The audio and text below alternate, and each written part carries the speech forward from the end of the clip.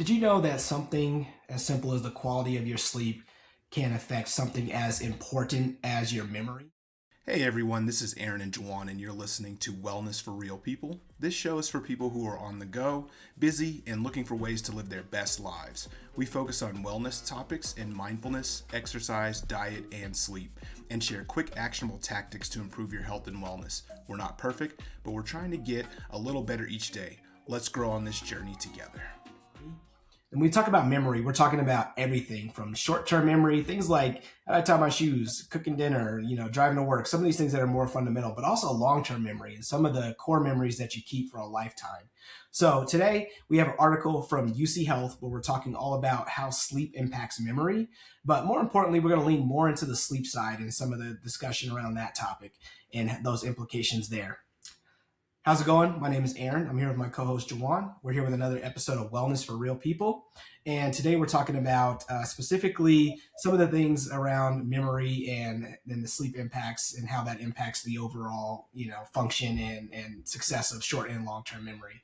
So just to get us kicked off, some of the memory basics that we're kind of analyzing in this article that was provided for us is there's various types of memories. So short-term memory holds information for a few seconds to a few minutes, like a phone number.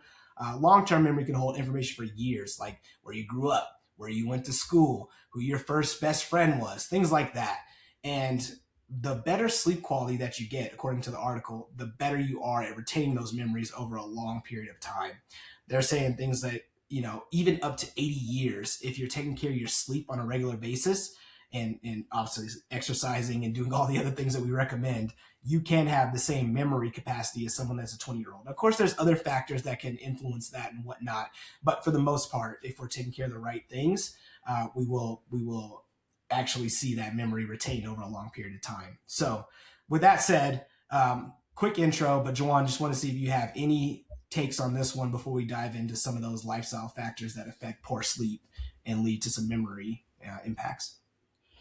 Yeah, I think one of the things I found interesting in this article was they explained the process of forming and storing memories, and they talked about there's four distinct activities that are related to that. So there's perceiving, there's encoding, there's retaining, and there's retrieving.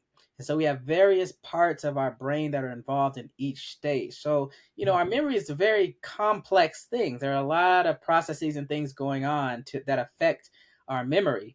And so it's important, like you mentioned, these lifestyle factors, whatever we can do, to put ourselves in the best position possible, so that when we need to, tap into, these parts of our brain, to trigger, these memories or these actions related to our memory, that we can do that a lot more quickly, clearly, and effectively.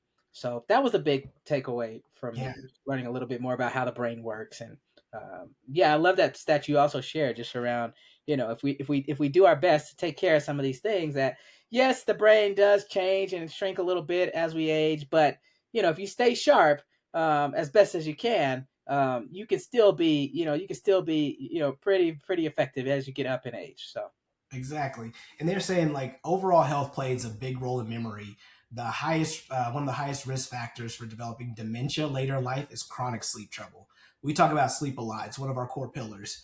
And one of the things that the article says that he says, I'm struck that very often at the top of the list for improving memory are things like daily exercise, like we mentioned, walking, steps, whatever. We talked about that last episode. You could check that out. And good sleep. And so those are the things that we really got to consider is, with something as simple as getting 7 hours to 8 hours of sleep on a regular basis can have a really, really impactful benefit for you long term in terms of your brain health.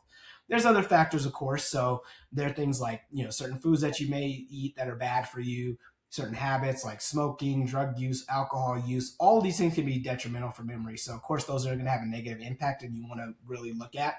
But really taking care of yourself from a sleep standpoint will help improve your cardiovascular health, and in the long term will improve your brain health, and then lead to less chances of developing dementia and some of these other things. So taking care of those issues now in the short term is going to be super beneficial for the long term. So that's one of the things we talked about here in this article, and something that we reinforce a lot on the show is this just the importance of sleep on everything. And it's like decreases stress. It helps you with like your overall energy level, your focus, your ability to perform in your job, your happiness, your like everything. Like, I don't want to harp on it too much, but the article helps to reinforce that a lot. So yeah, Yeah. yeah. Yeah, one of the things I've learned to do in this show with you is, yeah, just because this keeps coming up over and over again, as we read and learn together, just how important sleep really is. It is the foundation of our, of our health in so many different ways, and it's forced me to really take my sleep seriously. Mm-hmm. Because I'm naturally this kind of night owl person. I just kind of go to bed whenever I'm, and however, and I did this for so many years, so many decades, right? And now I'm just now in the last couple of years starting to really realize how important it is to take the sleep seriously. You don't always you can sometimes you feel the effects of it immediately, like you said, in terms of your energy levels, your focus, being tired the next day. But even more important than that is some of these long-term factors, in terms of being able to manage chronic stress, like you said,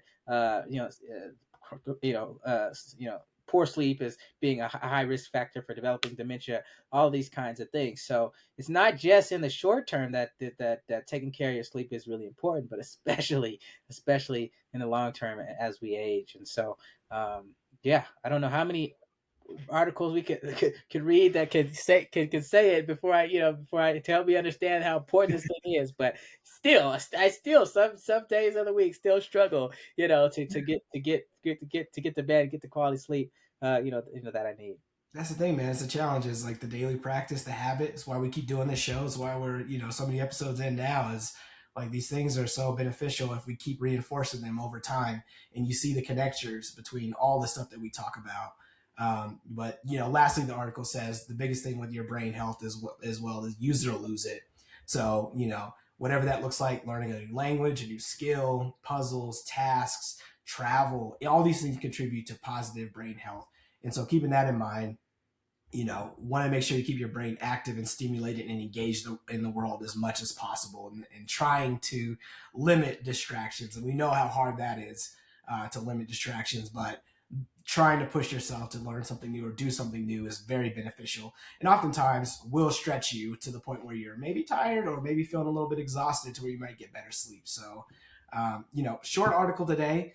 We're talking just a little bit about, the importance of sleep on memory, but lots and lots of things that are involved in this as well, in terms of exercise, lifestyle choices, diet, all these things. But the most important component of it is sleep. So with that, we're going to wrap it up for today. Thank you for joining us for another episode of Wellness for Real People. We'll see you on the next episode. Take care, everybody.